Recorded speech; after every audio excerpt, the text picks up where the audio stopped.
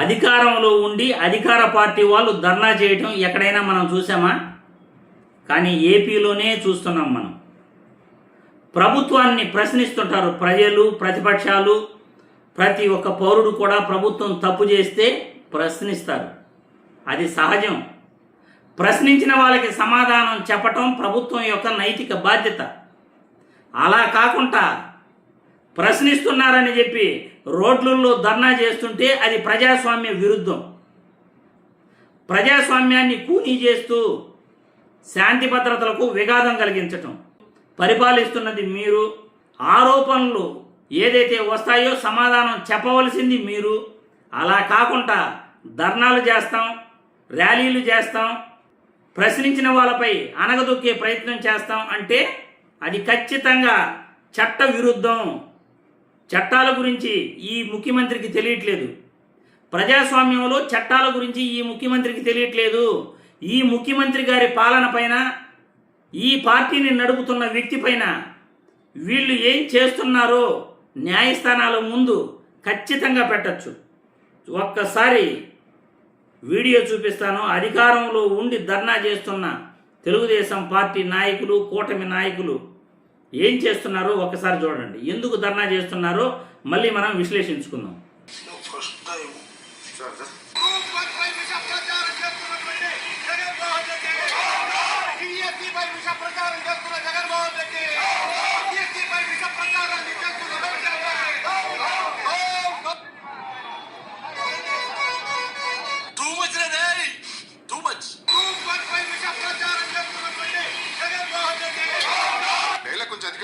Public wants that. అది పై విష ప్రచారం చేస్తున్న జగన్మోహన్ రెడ్డి పై విష ప్రచారాన్ని కొంచెం లైఫ్ లో ఫస్ట్ టైం. నేను కూడా లైఫ్లో ఫస్ట్ టైమే రామోజీ గారు అన్నట్లు అధికార పార్టీ ధర్నా చేయటం చూస్తున్నాం. డిఎస్సిపై విష ప్రచారం చేస్తున్నారా? కనీసం డిఎస్సిపై మెరిట్ లిస్ట్ వదిలేరా మీరు? ప్రాథమిక మెరిట్ లిస్ట్ అంటారు, వదిలేరా? ప్రాథమిక మెరిట్ లిస్ట్ తర్వాత ఫైనల్ మెరిట్ లిస్ట్ కూడా వదులుతారు.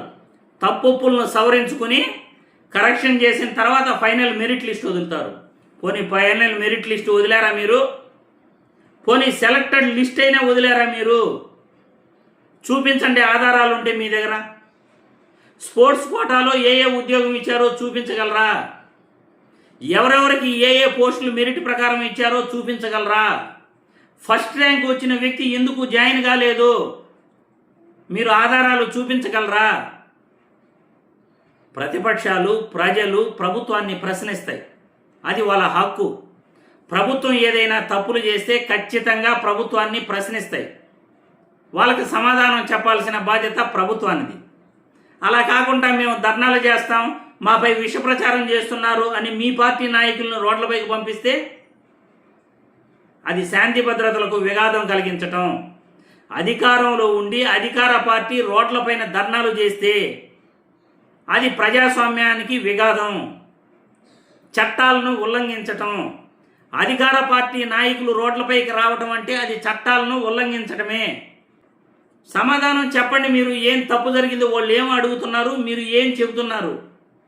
వాళ్ళు అడిగిన ప్రశ్నలకి ఇలా తప్పు జరగలేదు అనే సమాధానం చూపించండి. మెరిట్ లిస్టు ఆన్లైన్లో పెట్టండి, సెలెక్టెడ్ లిస్టు ఆన్లైన్లో పెట్టండి. డిఎస్సి పోస్టులు సెలక్షన్ లిస్టు ఏ మార్కులకి ఏ మెరిట్ ప్రకారం మీరు రిజర్వేషన్ పద్ధతిలో డిఎస్సిలో పోస్టులు భర్తీ చేశారో దాని selection list, merit list, final merit list మరియు అపాయింట్మెంట్ ఆర్డర్ ఎవరికైతే ఇష్యూ చేశారో వాళ్ళ సెలెక్టెడ్ లిస్టు, మొత్తం 4 లిస్టులు బయట పెట్టండి.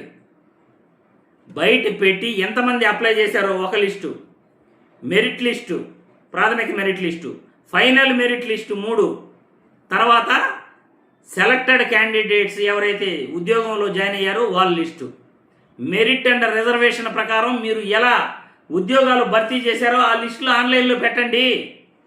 వాళ్ళ పేర్లతో సహా పెట్టండి. ఎంతమంది అప్లై చేశారో వాళ్ళని చూసి మీరు సెలక్షన్ ఎలా చేశారో దాని పద్ధతిలో తర్వాత మళ్ళీ మాట్లాడుకుందాం. అలా కాకుండా అలా ఏమీ చేయకుండా డైరెక్ట్గా మీరు సెలెక్ట్ అయిపోయారు అని మెసేజ్లు పెట్టేస్తే మిమ్మల్ని విమర్శించకూడదా? మిమ్మల్ని మాట్లాడకూడదా? ఏంటయ్యా మాట్లాడుతున్నారు మీరు? ఎందుకు ధర్నా చేస్తున్నారు అధికార పార్టీ నాయకులుగా ఉండి? ప్రజాస్వామ్యానికి విఘాతం కలిగిస్తూ, శాంతి భద్రతలకు విఘాతం కలిగిస్తూ రోడ్లలో ర్యాలీలు చేయటం ఏంటయ్యా? ప్రతిపక్షాలు చేయాల్సిన పని మీరు చేయటం ఏంటి? అధికార పార్టీ వాళ్ళు మాకైతే అర్థం కావట్లేదు. లైఫ్లో మొట్టమొదటిసారి రామోజీ గారు చెప్పినట్లు నేను కూడా ఇప్పుడే చూస్తున్నాను అధికార పార్టీ రోడ్లపైకి రావటం.